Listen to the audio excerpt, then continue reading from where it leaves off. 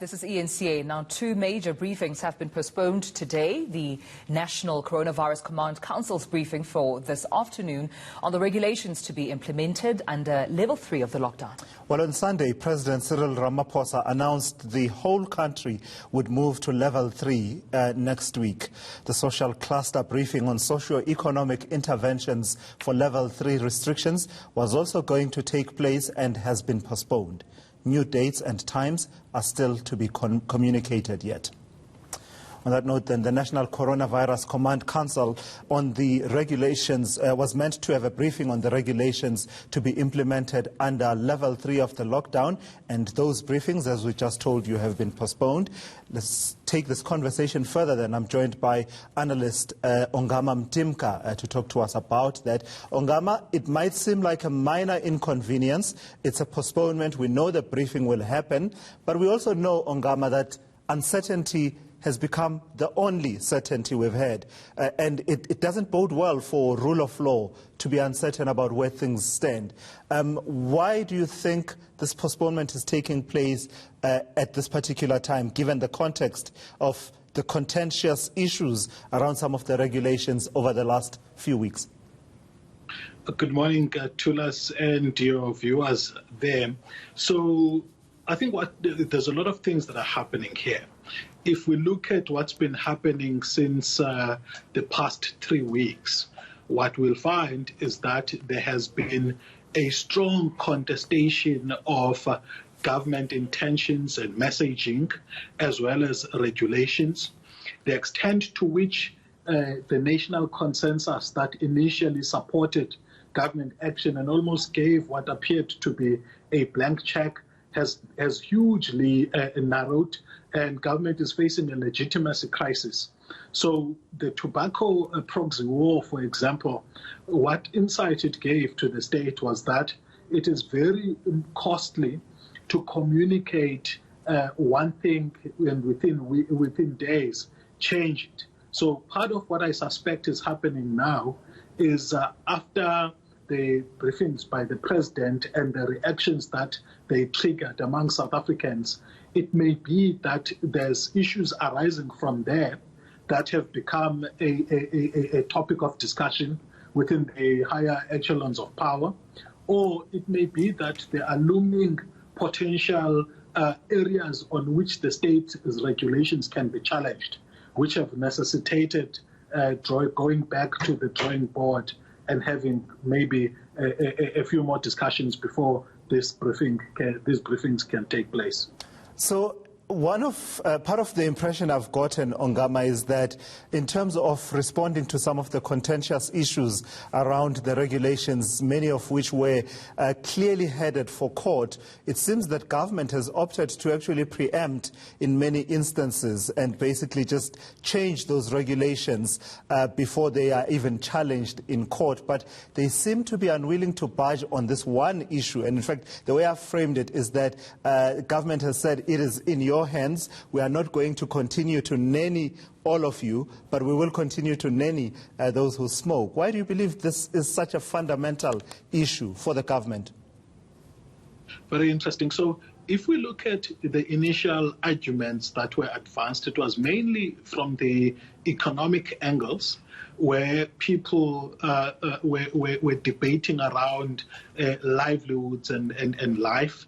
And then I think we reached a threshold in the advance of the COVID-19 where the longer you continued the strong measures, you were no longer guaranteed that the total benefit or outweighed the total cost, such that the tension, the gap between what would have been clearly a life-saving as well as livelihood issues, which in fact could end up creating life problems such as hunger and starvation.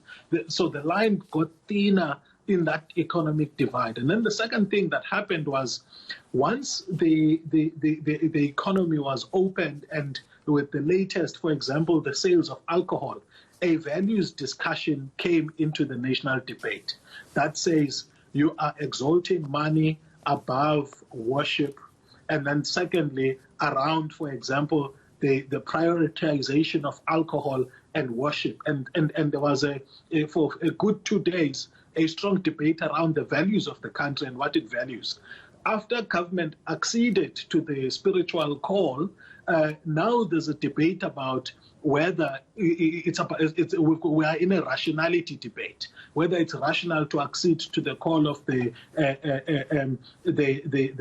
faith-based communities, which itself triggers a debate about the tension between alcohol and cigarettes, as well as policing people and allowing them to choose. One last issue I'd like to highlight directly to your question, Tulas, is that throughout the times that we've been having these debates, from rationality of state control to values debates to economic justifications for reopening, one of the things we keep conflating is the medical part of the rationales for state action, the democracy issues around freedom to do what you want, as well as the obligation issues around, for example, in a crisis like this, what obligation does the state have?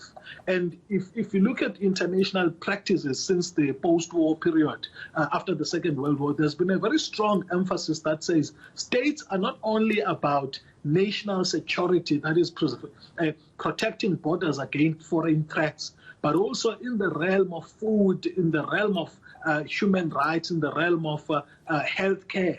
States have got an obligation there. So, Sure. But the COVID-19 is put us in a place where the tension among those rights is actually more pronounced now, and Right. This is where we are. So yeah. Lastly, Ongama, the view that says part of easing some of these regulations that were headed for court is about preempting and basically not wanting contestation in a court in some instances where you think you might not emerge victorious. But the alternative view to that is that the president is simply caving in after about 7 to 8 weeks of the lockdown. Is he?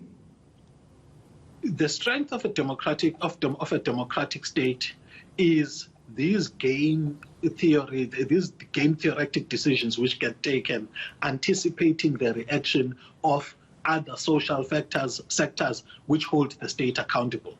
He may be caving in as far as some people look at it, but in the eyes of other people, it may be responding to stakeholders in ways that continue to try and elongate the latitude they have to keep taking action, while at the same time stymieing the attacks on their authority by acceding to some of the demands, which they may see, by the way, as good as testing the waters, while it's still less costly, even from a human point of view, compared to the 18 months, for example. Imagine if they had not, so this time actually allows the state to test what do certain levels of lockdown do, and should the state, for example, after having opened this, acceded to demands, and we see a huge spike, the state in future is more justified, and there would be greater buy-in when, some people have actually seen